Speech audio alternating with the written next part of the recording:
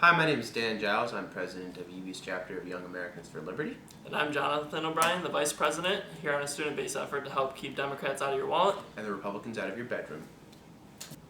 Also, this show isn't daily, it's weekly, and we're not going to get shown up, unlike Jon Stewart, by some random British guy who takes over the show for 3 months.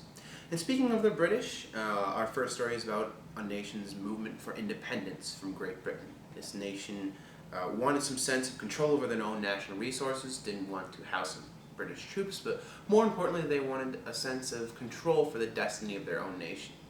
So they started an independence movement, gained some traction. There was a bit of opposition from within their own country, but they were successful, managed to get independence. Of course, I'm talking about America, the greatest country the world's ever seen. It's unfortunate for Scotland, though, but I think it shows how British they are that they chose the boring, sensible option versus the new and exciting one. It's also worth noting that the empire on which the sun never sets is right now struggling to maintain control over its own island. Speaking of getting caught with your pants down, in a town called Hamburg, New York, where there are so many white people you'd think you're in a Brad Paisley music video, Superintendent Dr. Richard Jetter was caught recently totaling his car outside a fellow employee's house after a night out and drinking in the big metropolis of South Buffalo. That's right, a story so juicy you'd think Chris Christie could eat it. Or that'd be straight from an episode of Desperate Housewives. Instead, of course, Eva Longoria and Jesse Metcalfe we're looking at two painfully mediocre people, and they're going towards their middle life crisis strung out on macaroni necklaces and pre-regulation Elmer's glue. Now, the incident occurred the following morning, early, when Dr. Jetter backed out of the employee's house's driveway, when an amusing act of irony, pulling out actually caused him more grief than if he had just stayed in there. Only a short 3.5 months after the claim did Dr. Jetter finally admit that he just did it himself, something I'm sure he wished he did it that night instead of going to the employee's house in the first place.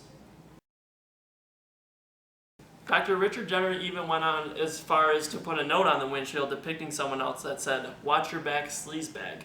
We haven't seen a man of this power go this far to cover up his act of sexual deviancy since Bill Clinton personally hired Mr. Clean in 1996 to wash the semen stains off of the desk of the Oval Office. Now, the reason that I, and many young Americans like me, love this story so much is that it goes to show what the overlying process of being an adult is really like, and that's that they don't know what they're doing either, and they make humiliating mistakes just like us. Believe me, my life is one big mistake. The box of cereal I had for breakfast this morning is worth more than my entire car. It has so many dings, dents, scraps, and mileage on it that you'd think it was Lindsay Lohan on wheels. After the countless legal fees, lawyers, and damage to your car, I'm sure I can give you a word from the wise as a college student.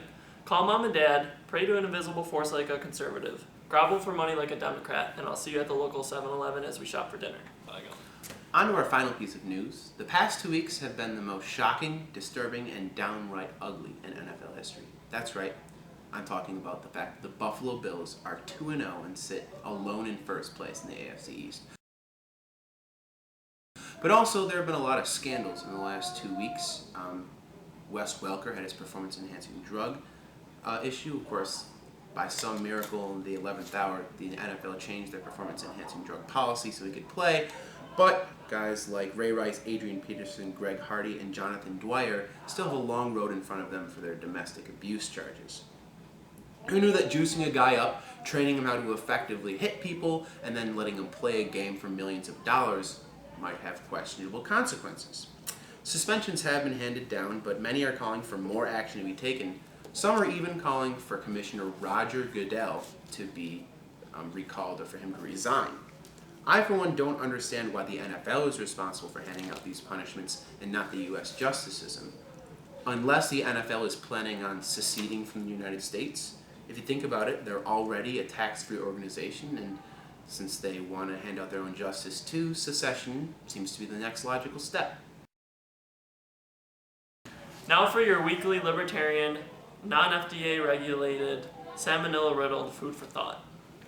Did you know that you're 8 times more likely to be killed by a United States police officer than you are to be killed by a terrorist?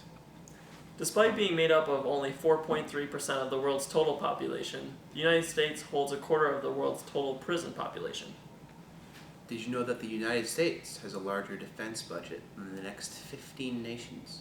combined. My girlfriend no longer finds me sexually attractive, and our relationship is falling apart at home.